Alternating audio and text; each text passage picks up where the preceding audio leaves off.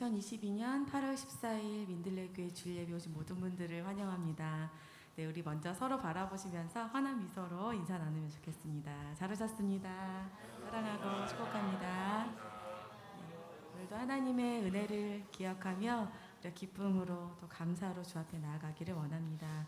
네, 그 자리에서 일어나셔서 먼저 사도신경으로 우리의 신앙을 고백하며 나아가겠습니다. 전능하사 천지를 만드신 하나님 아버지를 내가 믿사오며 그 외아들 우리 주 예수 그리스도를 믿사오니 이는 성령으로 임대하사 동정녀 마리아에게 나시고 본디오 빌라도에게 고난을 받으사 십자가에 못 박혀 죽으시고 장사한 지 사흘 만에 죽은 자 가운데서 다시 살아나시며 하늘에 올사 전능하신 하나님 우편에 앉아 계시다가 저주에서 산자와 죽은 자를 심판하러 오시리라. 성령을 믿사오며 거룩한 공예와 성도가 서로 교통하는 것과 죄를 사하여 주시는 것과 몸이 다시 사는 것과 영원하게 사는 것을 믿사옵나이다. 아멘.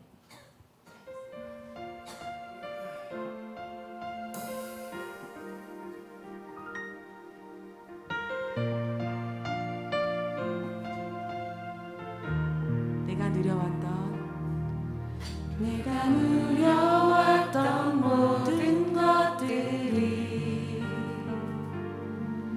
내가 지나왔던 모든 시간이 내가 걸어왔던 모든 순간이 당연한 것 아니라 은혜였소. 아침에가 뜨고 저녁에 노을 봄의 꽃향기와 가을의 열매 변하는 계절의 모든 순간이 당연한 것 아니라 은혜였소. 모든 것이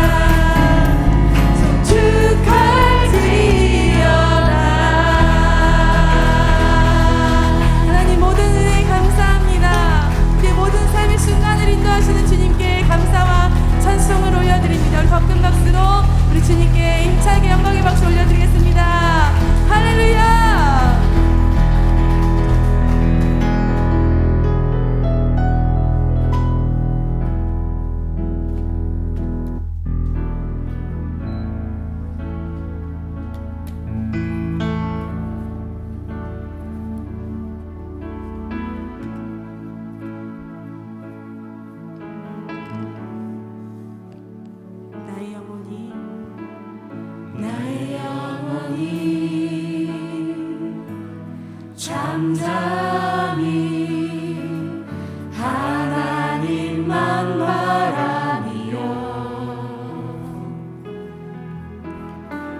나의 구원이 그에게서 나는 도다. 나의 영혼아 잠잠히 하나님만 바라라. 나의 소망이 저에게서 나는 도다. 오직 주만이 나의 반석 나의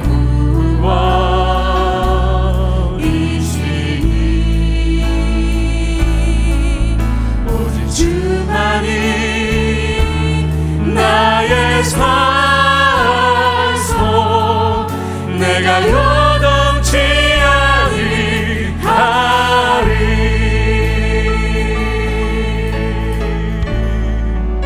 나의 영혼이 간절히 나의 영혼이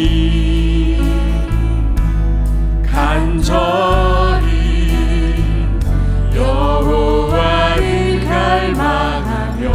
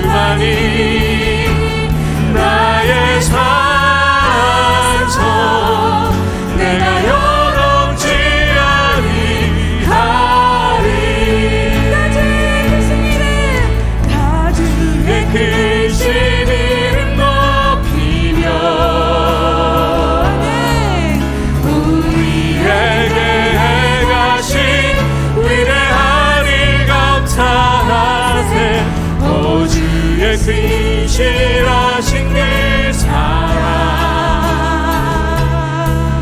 온 땅과 하늘 위에 계셔 홀로 영원하신 이름 영원하신 이름을 찬양합니다. 다 주의 크신 이름 높이며 다 주의 크신 이름 높이며 우리에게 행하신 위대한 일 감사하세 오 주의 신실하신 그 사랑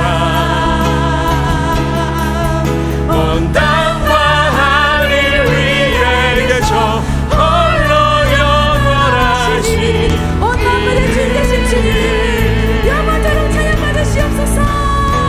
다 주의 크신 이름 다 주의 크신 이름 높이며 우리에게 행하신 위대한 일 감사하세 오 주의 신실하신 그 사랑 온 땅과 하늘 위에 계셔 홀로 영원하신 이름 온 땅과 하늘 위에 계셔 홀로 영원하신 온 땅과 하늘 위에 계셔 홀로 영원하신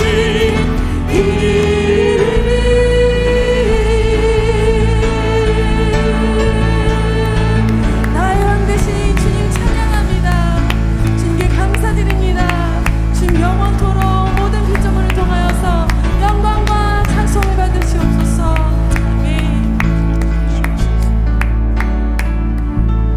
하나님 아버지, 우리 예배 가운데 주의 성령으로 이 시간 충만하게 임재하시고 우리를 다스려 주셔서 예수 그리스도의 그 크신 이름 앞에, 그리스도의 주되심 앞에 우리의 마음을 드려, 우리를 주님께 드려 주님만을 예배하도록 이 시간 주님의 보혈이 우리의 마음을 적시고 우리를 새롭게 하시며 오직 주님 한 분만을 간절히 사모하는 복된 시간이 되게 하시고 주님을 만나고 주님의 음성을 듣고 우리의 영혼이 살아 일어나서 우리의 삶의 거룩한 예배자로 주님 앞에 드려질 수 있도록 은혜로 인도하시는 시간 되게 하시고 말씀을 열어주시고 마음을 열어주시는 복된 시간 되도록 주님 다스려 주시옵소서. 합심해서 기도하신 후에 박창영 집사님께서 대표로 기도하시겠습니다. 하나님 아버지, 감사를 드립니다. 주님께서 우리를 이 예배의 자리로 불러주심을 감사합니다. 하나님 아버지, 우리 안에 우리 가운데 주의 성령께서 충만하게 임재하시고 이 예배에 운행하시며 우리를 다스려 주시옵소서. 우리의 마음이 오직 주님 한 분만을 간절히 사모하는 모습 되도록 인도하여 주시고 주님께만 모든 존귀와 영광을 드릴 수 있도록 인도하여 주옵소서. 주님의 보혈이 이 시간 주님 앞에 예배하는 주의 성도 한 사람 한 사람을 적셔주시고 마음을 새롭게 하시고 깨끗게 하시며 주님, 우리의 눈을 밝혀 이곳에 임재하시는 주님의 영광을 바라보고 주님, 우리의 마음이 주님의 거룩한 말씀을 깨달을 수 있도록 주님, 우리 마음 부드럽게 하시고 말씀을 열어주셔서 주님의 음성을 듣고 살아나는 시간이 되게 하여 주옵소서. 모든 존귀와 영광을 주님께만 드리오니 주님 홀로 높임 받아 주시옵소서.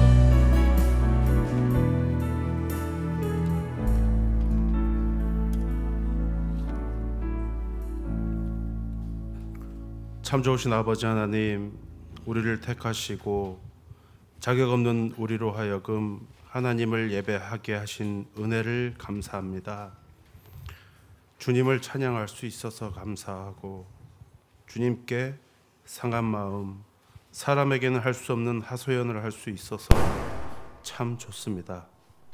세상은 코로나로, 수해로, 경제적으로, 정치적으로 너무나 많은 사람들의 삶을 힘겹게 하지만 내가 사망의 음침한 골짜기로 다닐지라도 해를 두려워하지 않을 것은 주께서 나와 함께 하심이라.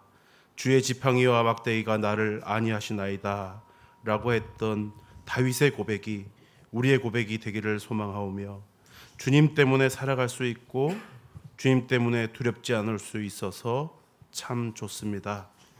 우리와 함께 해주셔서 너무나 감사합니다. 마음이 상한 자를 가까이 하시고 충심으로 통회한 자를 구원하시는 주님, 한 주간 동안 살아갈 때에 이런저런 일로 상한 마음에 혈기를 품고 악한 마음을 품었던 저희를 용서하여 주시옵소서. 헤세드의 마음으로 주위를 돌보고 사랑해야 하지만 그렇지 못한 옹졸하고 부끄러운 저희 자신과 그리스도의 피로 맺어진 주의 형제들을 용납하지 못하는 저희들을 용서하여 주시옵소서. 죄인된 우리가 주님 앞에서 누구를 비난할 수 있겠습니까? 육신의 고통을 당하고 있는 주의 백성들을 돌보아 주시기를 간구합니다. 병마와 싸우며 고통 가운데 있는 주의 백성들의 신음소리를 들어주시고 회복의 영을 부어주셔서 이용재 형제의 심장에 물이 빠지고 공파세 수치가 정상으로 돌아오며 건강이 온전히 회복되기를 소망합니다. 환자의 가족들을 돌보아 주시고 지치지 않도록 힘을 더하여 주시옵소서. 연만하신 주의 백성들이 육신의 질고 때문에 고통당하지 아니하고 마음이 상한 주의 백성들이 상한 마음으로 인해 시험에 들지 않기를 소망하오니, 주님, 주의 백성들을 불쌍히 여겨주시고 어루만져 주시옵소서. 우리를 너무나 사랑하시고 우리와 함께 하시길 원하신 하나님, 이 시간 우리의 예배를 기쁘게 받아주시고 말씀 가운데 전해지는 나에게 하시는 주님의 세밀한 음성을 듣기를 소망합니다. 주님께만 집중하는 예배, 주님이 축복하시는 예배, 주님만 바라보는 예배가 되길 소망하오며 예수님의 이름으로 기도합니다. 아멘.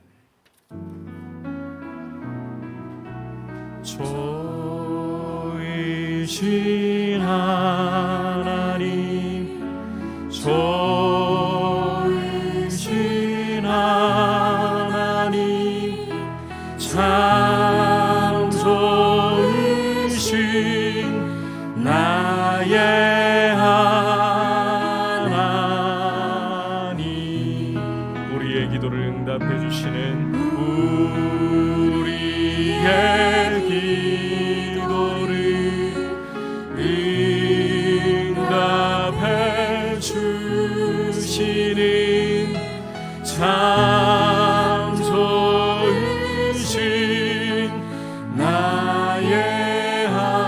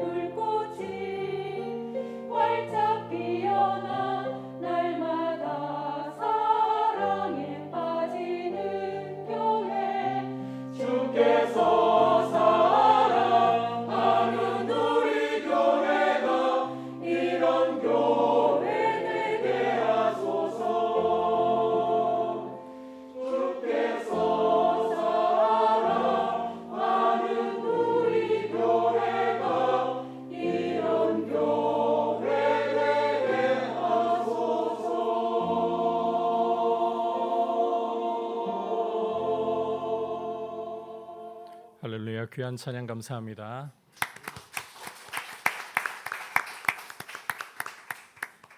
교회 소식 주보를 참고해 주시기를 바랍니다. 지난 금요일부터 통성경 이제 공동서신 남아있는 부분부터 업데이트가 되었습니다. 오는 주간에 이제 금요일이면 마지막 요한계시록까지 업데이트가 될 예정이고, 이번에는 베드로 전후서와 유다서가 업데이트가 되어 있습니다. 자, 그리고 지난 8월 5일 지난주에 깜빡하고 넘어갔던 부분인데, 이동혁 형제님과 오주아 자매님 가정에 등려했습니다. 함께 축하해 주시고 기뻐해 주시길 바랍니다. 그리고 주보에는 따로 공지가 되어 있지 않습니다만, 최유리 성도님들께서 장례에 함께 참여해 주시고 위로해 주셔서 감사하다고 오늘 나가실 때 떡을 준비를 하셨습니다. 여러분께서 받아서 나가시면 되겠고요. 그리고 마지막으로 8월 28일 8월 마지막 주일이 되겠습니다. 동산 일꾼 모임 전체 모임으로 이때 모임을 가지려고 합니다. 더 자세한 내용은 추후 공지해 드리도록 하겠습니다. 이제 주님 앞에 봉헌 드리도록 하겠습니다.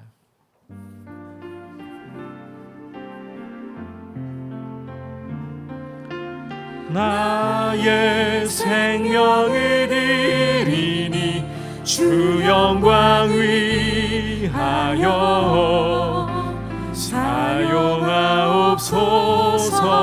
내가 사는 날 동안에 주를 찬양하며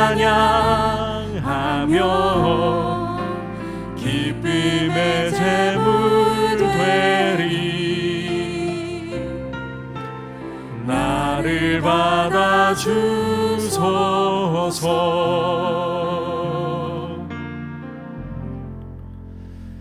하나님 아버지, 이 시간 주님 앞에 우리가 마음을 담아 우리의 고백을 담아 귀한 예물을 올려드립니다. 주님, 이 예물을 주께서 귀하게 받으시고 무엇보다 우리의 삶 가운데에 주님과 한 걸음 한 걸음 믿음으로 동행하면서 무엇을 하든지 먹든지 마시든지 간에 오직 주님의 영광을 위하여 우리의 삶을 드릴 수 있도록 인도하여 주시고, 선하신 주님과 함께 동행하면서 날마다 주께서 하늘의 풍성함으로 영광 가운데 부족함 없이 우리 성도님들을 채우시는 귀한 은혜를 보게 하여 주옵소서.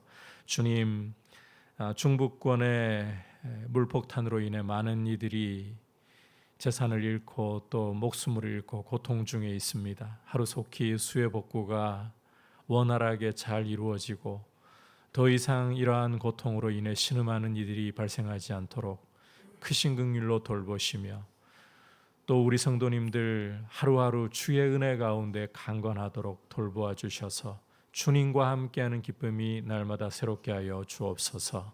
예수님의 이름으로 기도드립니다. 아멘. 할렐루야. 이 시간 주시는 하나님의 말씀은 로마서 11장 17절에서 24절까지 말씀입니다. 신약 성경 로마서 11장 17절에서 24절 한 절씩 교독하겠습니다. 또한 가지 얼마가 꺾이었는데 돌 감람나무인데가 그들 중에 접붙임이 되어 참 감람나무 뿌리에 진액을 함께 받는 자가 되었은즉,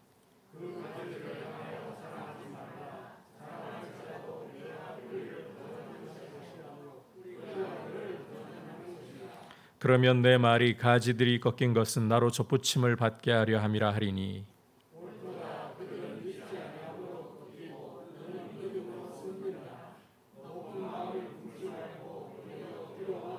하나님이 원 가지들도 아끼지 아니하셨은즉 너도 아끼지 아니하시리라.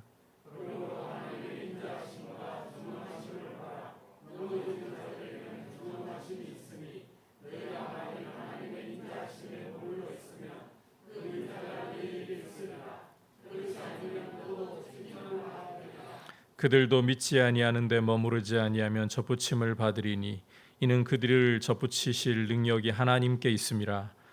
내가 원 돌감람나무에서 지킴을 받고 본성을 거슬러 좋은 감람나무에 접붙임을 받았으니 원 가진 이 사람들이야 얼마나 더 자기 감람나무에 접붙이심을 받으랴. 아멘. 옆에 분들과 인사 나누겠습니다. 사랑하고 축복합니다. 성령 충만하십시오. 광고 한 가지 긴급으로 나온 것이 있습니다. 제가 미처 체크를 못하고 말씀을 못 드렸는데 허문양 목사님께서 확진이 되셨습니다. 그래서 오늘 유치부는 온라인으로 전환을 하고 그리고 교회로 이미 오는 자녀들이 있다면 좀 오프라인으로 그 교사들께서 섬겨주시면서 데리고 시간을 좀 보내주셔야 할 것 같습니다. 잘 회복할 수 있도록 위해서 기도해 주시길 바랍니다. 강둑에 있던 한 참나무가 심한 폭풍 때문에 뿌리가 뽑히고 말았습니다. 강물 위로 내던져진 나무는 물에 심겨 있던 갈대 속으로 떨어졌습니다. 나무는 이렇게 폭풍이 불어도 자신과 달리 버티고 있는 갈대들에게 물었습니다. 어떻게 해서 연약하고 가냘픈 너희는 폭풍 속에서도 잘 견디고 있는데 너희보다 훨씬 힘이 센 나는 이렇게 뽑혀서 강물에 던져질 수가 있는 거지? 그러자 갈대가 대답을 했습니다. 넌 고집이 세잖아. 그래서 폭풍과 맞서 싸웠는데 폭풍이 너보다 훨씬 힘이 센 거잖아. 하지만 우리는 약한 바람에도 고개를 숙이고 양보를 한단다. 그래서 강풍이 불어와도 우리는 해를 입지 않고 우리 머리 위로 지나간 거야. 이솝 우화의 한 이야기입니다. 지난 시간 믿지 않는 유대인들을 향해서 이미 믿는 이방인들은 자긍하지 말아야 한다. 자긍하지 말아야 한다는 말씀을 함께 우리가 들었습니다.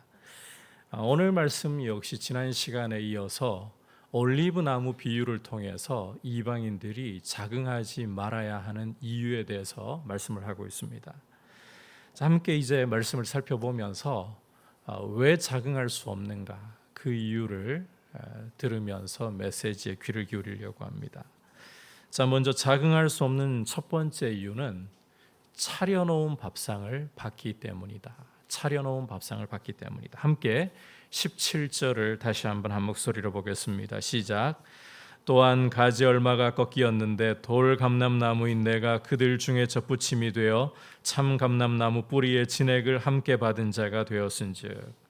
함께 읽은 말씀에서 바울은 참 감람나무, 이 올리브 나무를 가리키죠. 참 올리브 나무와 돌 올리브 나무의 비유를 들고 있습니다. 각각의 비유가 의미하는 바는 다음과 같습니다. 먼저 참 올리브 나무는 아브라함과 이삭과 야곱과 같은 이스라엘의 조상들로부터 시작된 참 하나님의 백성을 뜻합니다. 따라서 참 올리브 나무 가지는 이스라엘 조상들의 혈통과 전통을 이어받은 이스라엘 사람들을 가리키고 있고, 돌 올리브 나무 가지는 이스라엘과 아무런 상관이 없는 이방인들을 가리키고 있습니다. 자, 이 점을 염두에 두고서 우리가 계속해서 말씀을 보면 가지 얼마가 꺾였다. 가지 얼마가 꺾였다는 것은 이스라엘 사람들이 하나님의 백성이라는 뿌리에서부터 꺾여져 나갔다, 이런 뜻입니다.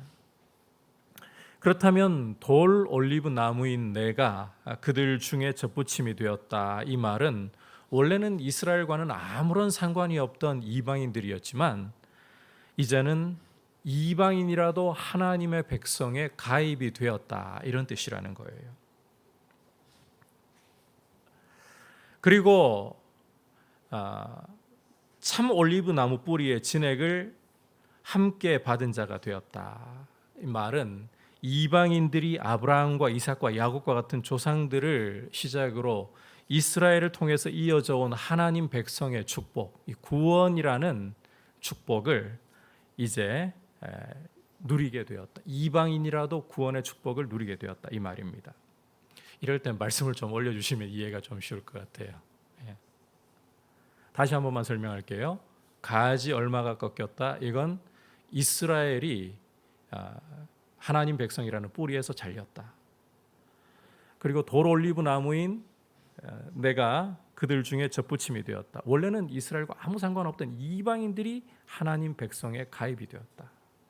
그래서 이 참 올리브 나무 뿌리의 진액을 함께 받은 자가 되었다는 말은 원래는 이스라엘이 받아야 할 하나님 백성으로서의 축복, 구원의 축복을 이방인들이 대신 누리게 되었다, 이 말입니다. 여러분, 아브라함과 이삭과 야곱이라는 이스라엘 조상들이 하나님 백성의 뿌리입니다. 따라서 원칙대로라면 이스라엘 사람들이 원가지로서 당연히 그 뿌리에서부터 올라오는 이 구원이라는 진액을 누려야 마땅한 거예요. 하지만 그들이 예수님을 거부하고 믿지 않으니까 잘려나가고 그 자리에 예수님을 믿는 이방인들이 젖붙임을 받게 되었다는 것입니다. 그러니까 이방인들은 스스로의 자격이나 실력으로서 하나님의 백성이 되고 구원의 은혜를 맛보게 된 것이 아니라 이스라엘이 잘려나간 그 덕을 대신 보게 되었다. 대신 덕을 보게 되었다는 것입니다. 따라서 18절에서 바울은 다음과 같이 말씀을 하고 있습니다. 18절 함께 읽겠습니다. 시작. 그 가지들을 향하여 자랑하지 말라. 자랑할지라도 내가 뿌리를 보존하는 것이 아니요 뿌리가 너를 보존하는 것이니라. 자, 함께 읽은 말씀에서 보듯이 이방인들은 유대인들을 향해서 자랑하지 말아야 하는 것입니다. 자, 이것은 나무의 가지와 뿌리의 관계를 살펴보면 당장 답이 나오는 일입니다. 여러분, 가지가 뿌리를 보존하겠습니까? 아니면 뿌리가 가지를 보존하겠습니까? 두말할 것 없이 뿌리가 가지를 보존해내는 것입니다. 이스라엘과 이방인의 관계도 마찬가지라는 겁니다. 이스라엘 역사가 없다. 그러면 무슨 수로 이방인들이 구원을 알 수 있겠느냐? 여러분, 구원 역사라는 것은 우리가 성경을 통해서 분명히 발견하지만 이스라엘 역사를 통해서 이루어진 일입니다. 구원 역사 전체가 이스라엘 역사를 통해서 이루어져 온 역사예요. 좀 더 피부에 와닿게 여러분들께 말씀을 드린다면 이스라엘 역사가 없다. 그러면 우리 손에는 성경 자체가 없다는 말이 되는 거예요. 더 중요한 사실은 여러분, 우리가 구원을 얻는 것이 무엇을 통해서입니까? 우리가 이 구원을 얻게 되는 것이 무엇을 통해 얻게 되느냐? 두말할 것 없이 성경 말씀을 통해서 아닙니까? 베드로전서 1장 23절에서 이렇게 말씀을 하고 있습니다. 함께 한 목소리로 보도록 하겠습니다. 시작. 너희가 거듭난 것이 썩어질 씨로 된 것이 아니요 썩지 아니할 씨로 된 것이니 살아있고 항상 있는 하나님의 말씀으로 되었느니라. 베드로를 통해서 보듯이 우리는 말씀으로서 그냥 여러분 그 무작정 구원받는 게 아니에요. 예수 그리스도께서 우리 죄를 위해 십자가에 죽으시고 우리를 의롭게 하시기 위해서 죽은 자들 가운데서 살아나셨다. 이 말씀을 들을 때에 이 말씀을 성령께서 우리 안에 효력 있게 역사해 주심으로 우리가 구원을 얻게 된 거 아닙니까?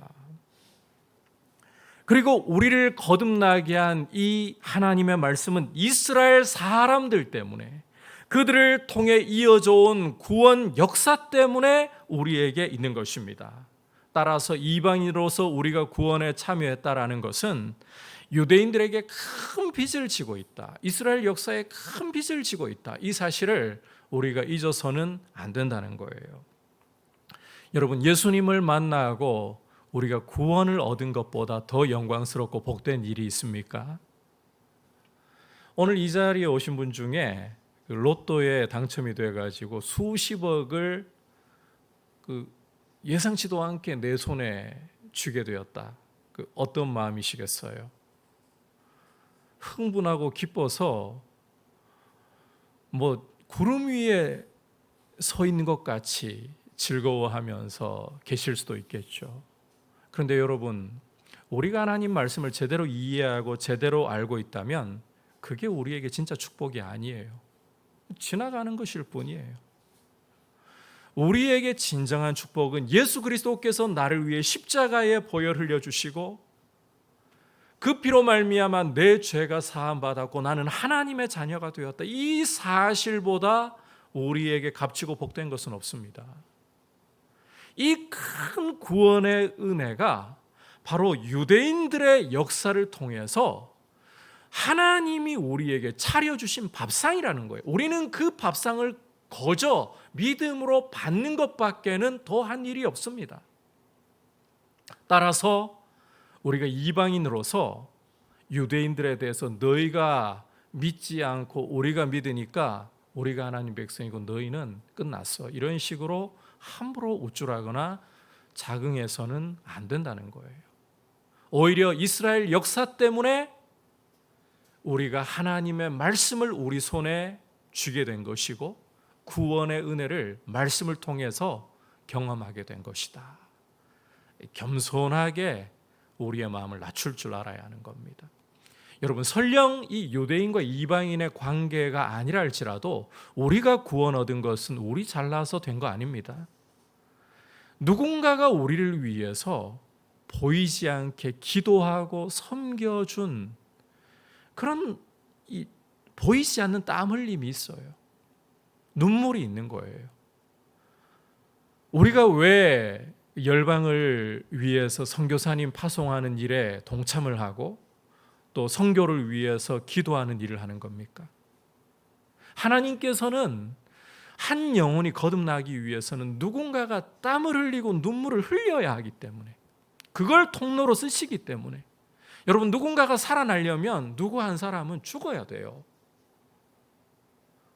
바로 그런 과정을 통해서 하나님이 구원 역사를 이루시기 때문에 우리가 구원 얻은 게 내가 믿을 만한 사람이어서, 내가 잘난 사람이어서, 천만의 만만의 말씀입니다. 우리도 모르는 사이에 누군가 나를 위해서 복음의 씨앗을 우리에게 뿌려 주었고, 누군가 우리를 위해서 간절히 기도하는 이 기도가 있었기 때문에 우리가 지금 구원을 얻고 이 자리에 서 있다. 이 사실을 잊어버려서는 안 됩니다. 그래서 우리의 구원에 대해서 결단코 우리 자신의 실력인 것처럼, 우리 자신의 자격인 것처럼 교만하지 말고 겸손히 마음을 낮추고, 누군가가 나를 위해서 이 복음의 씨를 뿌려주고 땀을 흘려준 것처럼, 눈물을 뿌려준 것처럼 나도 누군가를 위해서 하늘에 썩어지는 미랄이 되겠습니다. 눈물을 뿌리고 땀을 흘리는 노력을 기울이겠습니다. 오히려 이런 겸손함으로 주님 앞에 서 있기를 주님의 이름으로 축복합니다. 이제 두 번째로 자긍할 수 없는 이유는 하나님의 사랑과 공의 때문입니다. 이방인이 유대인을 향해 교만한 태도를 가지는 것이 옳지 않다라고 바울이 분명히 말을 했습니다. 그럼에도 불구하고 바울이 강조하는 것은 다 빠뜨리고 이 올리브 나무 비유, 이것만 그냥 딱 듣고 그 핵심 메시지는 제쳐버리려고 하는 이들이 꼭 일어나게 마련이에요. 그래서 이렇게 말을 하는 사람들이 있습니다. 19절 함께 한 목소리로 읽어보겠습니다. 시작.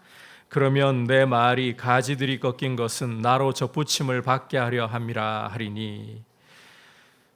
지금 바울이 분명히 교만하지 말라는 설명을 이미 했어요. 그런데 이렇게 말하는 거예요. 이러나 저러나 바울 당신의 말은 유대인들이 꺾인 게 이방인인 내가 접붙임 받게 하려고 한다는 말 아니냐. 자, 그런데 여러분, 이 말을 가만히 들여다보면 그 나라는 표현이 굉장히 강조가 되어 있다는 사실을 엿볼 수 있습니다. 공교롭게도 우리말 성경 번역에도 나라는 표현이 이 말씀의 한가운데 딱 자리를 잡고 있죠. 어쨌든 간에 이 19절에서는 나라는 표현이, 나라는 말이 굉장히 부각이 되어 있어요. 주목할 것은 내가 부각될수록 남이 안 보이게 되고 내 목소리가 자꾸 커질수록 남의 목소리는 안 들리게 된다는 거예요. 아무리 중요한 말을 들려주고 사실을 들려주어도 자기 듣고 싶은 것만 골라서 들으려고 해요. 여러분, 우리 신앙생활에 있어서 가장 무서워해야 할 적, 가장 중요하게 싸워야 할 적은 바로 나 자신입니다. 우리 그리스도인들에게는 3대 주요한 적이 있습니다. 세상과 마귀와 나 자신이라는 적입니다. 그 중에서도 사실 모든 적들이 다 힘든 적들이에요. 하지만 그 중에서도 우리가 가장 힘들 수밖에 없는 적이고 또 힘써 싸워야 할 적은 내 안에 있는 나 자신이에요. 여러분, 사실 우리 주님께, 이 땅에 우리 주님이 계시면서 우리 주님께 마귀나 세상은 아무런 적수가 되지 않았습니다. 그냥 떠나가라 하시면 그 명령대로 떠나가야 돼요. 그런데 자아의 문제는 우리 주님께도 만만하지가 않았습니다.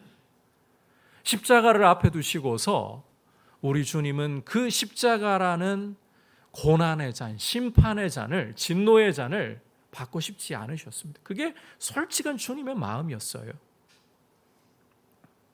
하지만 그 잔을 받아야 세상을 향한 구원이 이루어지고 아버지의 뜻이 이루어지는 것입니다.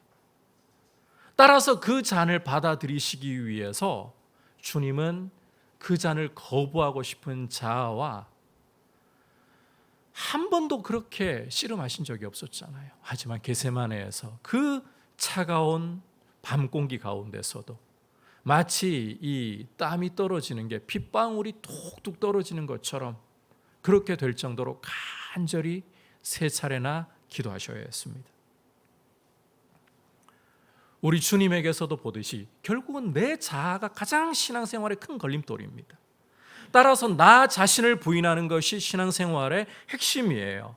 나를 부인하지 않으면 모든 것이 다 자기 중심으로, 나 중심으로 보이고 그렇게 해석이 됩니다. 남이 보일 리가 없고 남의 말이 들릴 리가 없습니다.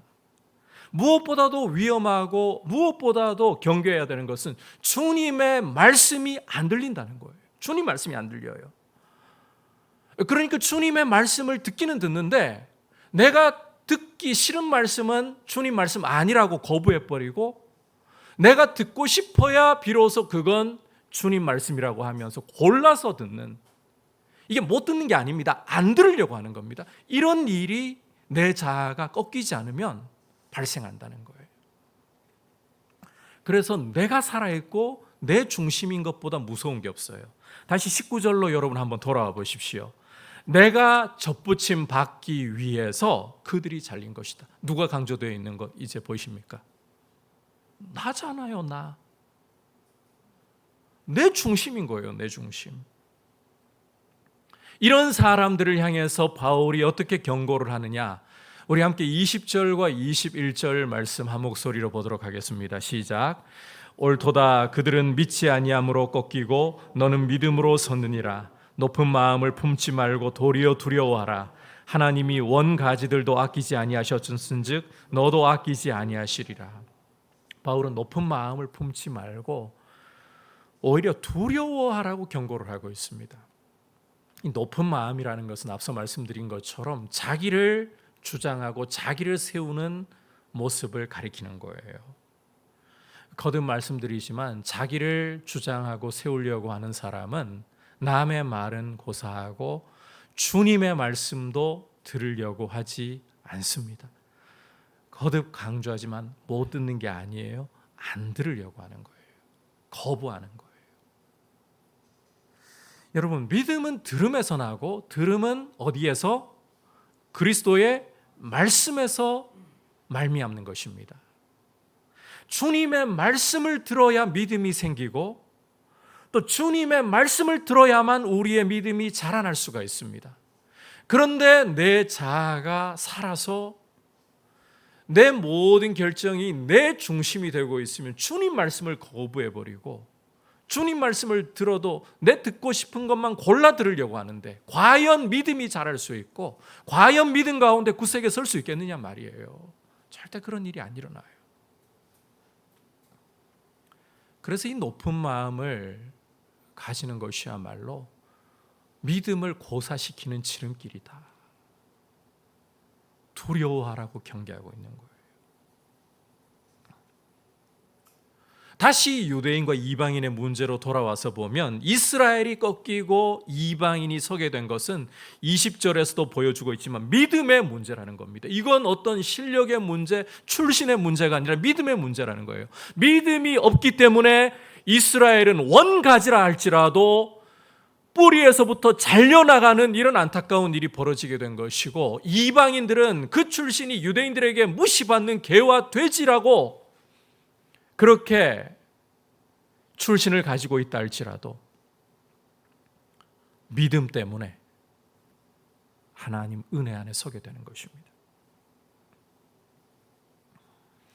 여러분, 원가지라도 하나님이 안 믿으면 찍으신다는 것을 이 말씀 속에서 보면서, 그렇다면 원가지가 아니고 접붙임 받은 가지라면, 믿지 않으면 더더욱 찍히기 쉽다, 이런 생각을 우리가 가질 줄 알아야 되는 거예요. 경계하고 두려워할 줄 알아야 된다는 거예요. 믿음 없음을 두려워할 줄 알아야 된다.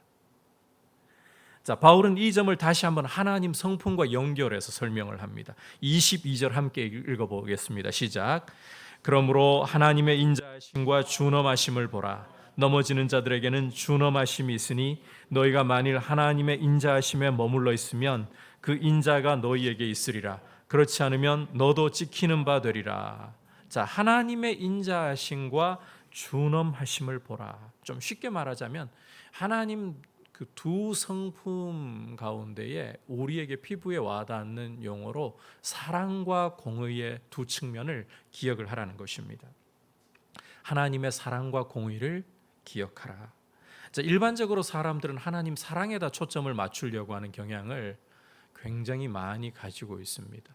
내가 어떻게 하든 간에 하나님 나를 사랑하시는 분이야.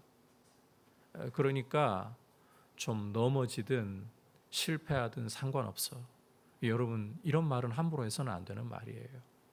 당치 않은 이야기예요. 하나님 사랑을 근거로 이렇게 오만하게 우리가 말을 해서는 안 됩니다. 하나님의 공의도 동시에 역사하고 있다는 것을 기억을 해야 합니다. 넘어지는 사람들에게는, 다시 말해 믿지 않는 사람들에게는 하나님이 공의를 반드시 나타내셔서 찍으신다고 말씀을 하고 있습니다. 하나님 백성이라는 축복, 구원이라는 축복을 누리지 못하게 하신다. 반면에 하나님의 인자하심 안에 머무는 사람, 다시 말해서 믿는 사람에게는 하나님이 사랑으로서 그 사람을 잡아 세워주신다. 구원의 복을 충만하게 누리게 하신다. 믿음의 여부라는 것입니다. 따라서 믿음 안에 굳게 서 있으라는 것이 사도 바울의 권면이에요. 하나님의 사랑은 믿음을 칭찬하고 하나님의 공의는 믿음 없음을 심판하기 때문에 우리는 믿어야 한다는 것입니다. 믿음 안에 서려면 말씀이 들려와야 돼요. 말씀이 안 들리면 믿음이 고사당해요. 말씀을 내가 가려서 듣기 시작하면 그때부터는 내 자아가 자라고 있다는 증거가 되는 거예요. 하나님 말씀이 들어오지 않기 때문에 믿음은 죽어가고 있다는 거예요. 우리가 이걸 가장 두려워하고 경계해야 되는 거예요. 믿음 없음이 여러분 우리 인생의 진짜 비참한 문제입니다. 우리가 계속해서 우리 눈을 주님 보혈로 씻고 제대로 보아야 할 것 중에 돈 없어서 우리 인생 망하는 게 아닙니다. 이번에 충북권에 하루에 300mm가 넘는 폭우가 쏟아지면서 대한민국에서 가장 잘 사는 동네인 강남이 물에 잠겨버렸잖아요. 여러분, 돈으로 폭우를 막아낼 수가 있는가? 강단에서 고통을 당한 분들이 계시는데 이런 이야기를 하는 것이 죄송한 마음도 있지만 돈이 폭우를 막아낼 수 있는가? 아니라는 거 이번에 여지없이 드러나잖아요. 돈 있다고 우리 인생이 복될 것 같고, 돈 문제가 아니라 명예나 어떤 다른 성공의 문제가 우리 인생을 복되게 할 것 같지만 아닙니다. 우리가 이 신기루에서 벗어나야 되고 우리 눈을 주님의 보혈로 날마다 씻어서 믿음만이 우리 성도가 살 길이고 오직 의인은 믿음으로 말미암아 살리라고 하신 것을 우리 가슴에 새기고 있어야 합니다. 세상이 아무리 흔들리고 여러분 올해 들어서 유독 또 이 기후로 인한 재난 문제가 더 피부에 와닿는 내년 되면 어쩌면 더 심해질 가능성이 더 크죠. 어쨌든 우리가 이제 이 기후로 인한 재난에 대해서 염려할 때를 느끼고 있습니다. 맞이하고 있습니다. 그런데 사실 성경을 읽어보면 이게 이상한 일 아니에요. 우리 주님이 마태복음 24장이라든지 주님 다시 오실 심판의 날에 대해서 예고하시면서 이런 일들은 주님 다시 오실 때까지 반복해서 일어나는 일이다. 당연한 일이다. 요한계시록을 읽어보셔도요, 전쟁이라든지 내란이라든지 기근, 그리고 해가 권세를 얻어서 사람을 뜨겁게 하고 태워 죽이는 이런 일들, 그 심판의 목록 속에 다 들어있는 일들이에요. 세상은 이런 일들 앞에 난리가 나요. 그런데 우리 그리스도인들은 주님 오실 때까지 주님이 이 땅의 죄악을 징벌하시고 심판하시기 위해 행하실 일들 가운데 당연히 있는 것이라고 생각을 해야 돼요. 이런 세상 가운데에서 세상과 똑같이 흔들리고 똑같이 두려워하고 똑같이 요동해서 어떻게 하겠습니까? 이 모든 것 가운데서도 어떤 난리가 나도 의인은 믿음으로 사는 거예요. 믿음이 우리를 서 있게 하는 거예요. 믿음 위에 굳세게 서라. 이것이 하나님의 사랑이, 하나님의 인자하심이 우리에게 계속해서 부어지는 길이다. 자, 그런데 오늘 말씀에서 이 부분은 좀 짚고 넘어가야 오해가 없을 것 같아서 여러분들에게 한 가지 더 이야기를 하고 넘어가려고 하는데, 이 접붙임 받은 가지라도 이방인들이라도 믿지 않으면 찍힐 수 있다, 이 말씀을 오늘 경고로 하고 있잖아요. 이게 구원 얻은 이방인들이 그러면 혹시 제대로 안 믿으면 구원을 잃어버릴 수 있단 말인가? 그런 의미로서 말씀하고 있는 거 아닙니다. 이 로마서 8장에 이르기까지 사도 바울은 계속해서 성삼위 하나님이 이루신 이 영광스러운 구원은 결코 잃을 수 없다. 하나님이 보증하시는 것이다. 이 강조를 해왔는데 이제 와서 말을 달리하고자 하는 게 아니에요. 믿음 안에서 절대로 떠나지 말라는 경고를 강력하게 주고자 하는 목적인 거예요. 자만하지 말라는 경고를 주기 위한 것이지, 믿었는데 또다시 이제 믿음에서 떠나서 구원을 잃어버릴 수 있다, 이런 이야기를 하고자 하는 게 절대 아니다. 이 오해는 풀고 가야 돼요. 중요한 것은 성도에게 있어서 결국은 승리케 하는 길은 오직 믿음. 이 사실을 여러분 굳세게 붙잡고 주님의 말씀이 들리도록 내 자아를 꺾는 이 씨름이 우리 안에 날마다 있기를 주님의 이름으로 축복합니다. 자, 이제 마지막으로 자긍할 수 없는 이유, 구원은 전적으로 하나님 능력에 달린 것이기 때문입니다. 구원이라는 것은 전적으로 하나님 능력에 달려있기 때문이다. 함께 23절과 24절 읽어보겠습니다. 시작. 그들도 믿지 아니하는데 머무르지 아니하면 접붙임을 받으리니 이는 그들을 접붙이실 능력이 하나님께 있음이라. 내가 원 돌 감람나무에서 찍힘을 받고 본성을 거슬러 좋은 감람나무에 접붙임을 받았으니 원 가진 이 사람들이야 얼마나 더 자기 감람나무에 접붙이심을 받으랴. 자, 이 말씀은 이스라엘 회복에 대한 소망을 너무나도 잘 나타내고 있는 말씀입니다. 이스라엘도 얼마든지 회복될 수가 있다. 이 돌 올리브 나무 가지도 참 올리브 나무에 접붙임을 받을 수 있다면 원 가지라면 얼마나 더 잘 붙겠느냐, 이 말씀이에요. 그런데 이 말씀에서 우리가 인상 깊게 보아야 할 것은 접붙이는 능력, 다시 말해서 회복시키고 구원하는 능력이 이스라엘 자체에 있다는 게 아니라는 점입니다. 이스라엘 자체가 자기를 나무에 접붙일 능력이 있다, 그게 아니라는 거예요. 그러면 어디에 능력이 있습니까? 이는 접붙이실 능력이 하나님께 있습니다. 하나님께 있다는 거예요. 하나님의 능력만이 오직 사람을 구원케 할 수가 있습니다. 구원을 주시는 분은 하나님이신 거예요. 구원은 절대로 사람의 능력과 자격에 달려있는 문제 아닙니다. 따라서 누구도 구원 문제에서는 자기를 자랑할 수가 없는 것이다. 자, 그런데 이 말씀에서 또 주목할 것은 이스라엘이 회복되기 위해서 하나님 백성이라는 줄기에 붙기 위해서는 믿음이 필수적이라는 것입니다. 믿어야 된다는 거예요. 믿어야 예수님을 모실 수 있고 구원받을 수 있는 거잖아요. 하지만 믿음 자체가 구원하는 능력이 있는 것은 아닙니다. 여러분, 오해를 벗으셔야 돼요. 구원을 주실 수 있는 분은 하나님이실 뿐, 믿음 자체가 우리에게 구원을 주는 건 아니에요. 이게 도대체 무슨 이야기입니까? 믿어야 구원받는데 믿음이 우리에게 구원 자체를 줄 수 있는 것은 아니다. 이게 무슨 이야기인가요? 여러분, 자, 믿음이라는 것은 손과 같은 거예요. 구원을 받기 위한 하나의 조건일 뿐인 거예요. 구원의 능력 그 자체는 아니라는 거예요. 구원을 주실 수 있는 분은 하나님이시고 구원의 능력은 하나님께만 있습니다. 그러나 이 구원을 내 것으로 받아들이기 위한 조건인 손이 바로 믿음이라는 거예요. 그런 의미에서 믿음이 없어서는 안 된다. 그렇다면 이 믿음이라는 것은 결국은 누구를 자랑하겠습니까? 손 자체에 불과한 믿음이 자기를 자랑하겠습니까? 아니면 그 구원을 주시는 능력을 가지신 하나님을 자랑하겠습니까? 하나님만 자랑하는 거예요. 참 믿음은 하나님만 자랑해요.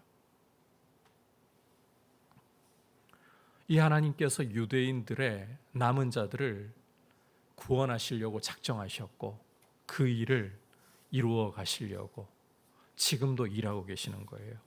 이방인들이 복음을 듣고 먼저 구원을 얻는 모습을 통해서 시기가 일어나게 함으로써, 유대인들에게 시기가 일어나게 함으로써 그들도 하나님 품으로 돌아오게 만들려고 하시는 거예요. 이것을 통해 하나님은 세상에 화목이라는, 그리고 몸의 부활이라는 풍성함의 풍성함을 더해 주시기를 작정하고 계시는 것입니다. 이 영광의 하나님의 작정을 우리가 바라보면서 오직 믿음으로 굳세게 서 있기를 주님의 이름으로 축복합니다. 하나님의 은혜만을 자랑하기를 축복합니다. 결코 교만하지 않도록 우리 자신을 경계하고 우리 자아를 꺾을 수 있기를 주님의 이름으로 축복합니다. 오늘 우리가 함께 교만할 수 없는 이유에 대해서 말씀을 통해 살펴보았습니다. 여러분, 구원이라는 것은 하나님께서 이스라엘 역사를 통해서 차려놓으신 밥상을 우리가 거저 받는 것뿐입니다. 이스라엘 역사 없으면 우리는 성경 가질 수가 없습니다. 그러면 구원을 몰라요. 그러나 하나님이 이스라엘 역사를 통해서 우리에게 성경을 주셨기 때문에 그 말씀을 들을 때 성령의 역사로 우리 안에 믿음이 일어나고 구원이 오게 된 것입니다. 그래서 자랑할 수가 없다. 두 번째로, 하나님의 사랑과 공의를 생각할 때 결코 우리는 자랑할 수 없다. 믿는 자에게는 하나님의 사랑, 인자하심이, 반면 믿지 않는 자에게는 하나님의 공의, 준엄하심이 주어지기 때문에 오직 믿음으로 서는 것, 이것 외에는 우리가 함부로 자랑하거나 할 수 없다. 특히 그리스도의 말씀을 들어야 믿음이 자랍니다. 그러려면 내가 꺾여야 돼요. 자랑하면 안 돼요. 마지막으로, 구원을 주시는 능력은 하나님께 있기 때문에 교만해서는 안 돼요. 믿음은 하나님만이 구원의 능력을 주시는 분이라고 고백하고 자랑하고 오직 하나님의 능하신 손 아래 겸손할 뿐입니다. 이 사실을 기억하면서 교만하지 않고 우리 자아를 꺾고 하나님의 말씀에 귀를 기울일 수 있기를 축복합니다. 이제 말씀을 생각하면서 함께 찬송가 310장 고백드리겠습니다.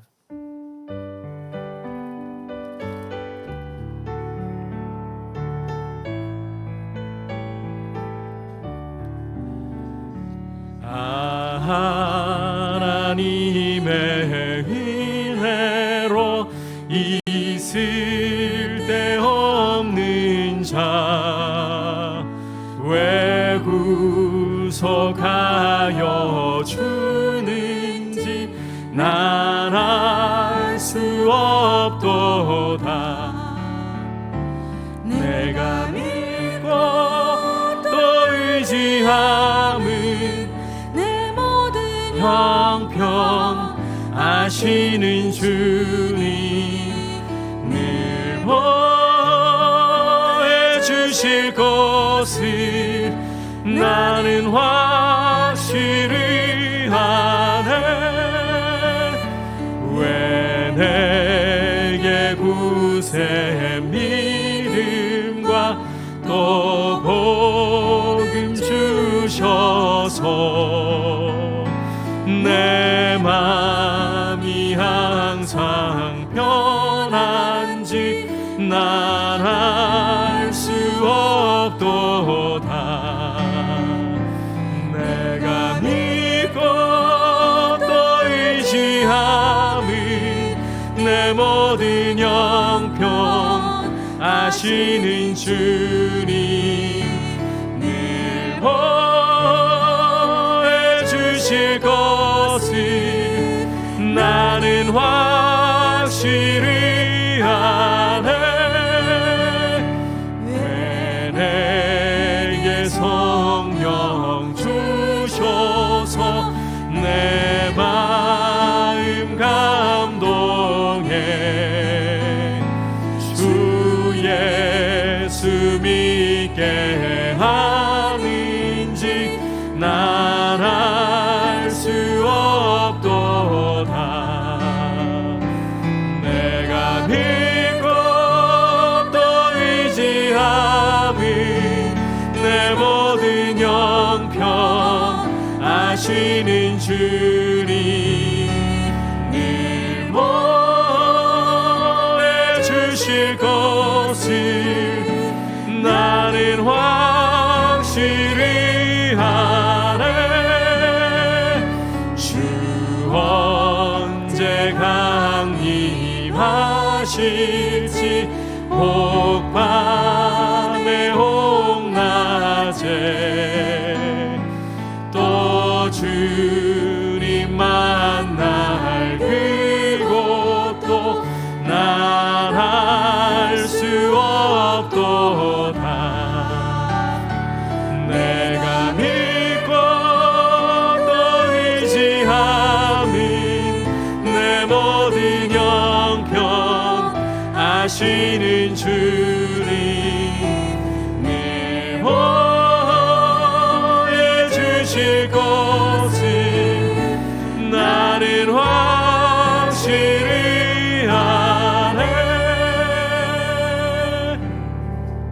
이 시간 함께 기도하실 때에 하나님 아버지, 우리에게 주신 이 구원은 우리의 자격과 실력이 아니라 이스라엘이 넘어짐으로 말미암아 이스라엘이 뿌리에서 줄기에서 잘려나감으로 말미암아 우리에게 넘어온 기회일 뿐이라는 것을 겸손히 인정하고, 이스라엘 역사 없으면 우리 손에는 성경이 쥐어질 수도 없었습니다.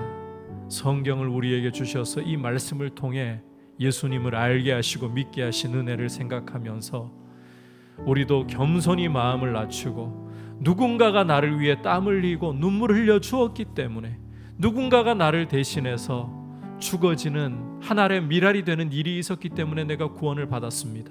나도 누군가를 위해, 구원이 필요한 이들을 위해 땀 흘리고 눈물을 흘리며 하늘에 썩어지는 밀알이 될 수 있는 마음 주시고, 내 자아가 꺾이어서 주님의 말씀이 들리는 은혜를 주시고, 오직 구원의 능력을 하나님께만 돌려드리는 겸손한 믿음으로 서 있게 하여 주시옵소서. 같이 합심해서 기도하겠습니다. 하나님 아버지, 오늘 말씀을 통해서 우리가 이 영광스러운 구원을 얻은 것이 우리 자신의 자격이나 우리 자신의 실력이 아니라는 것을 말씀을 통해 분명히 보았습니다.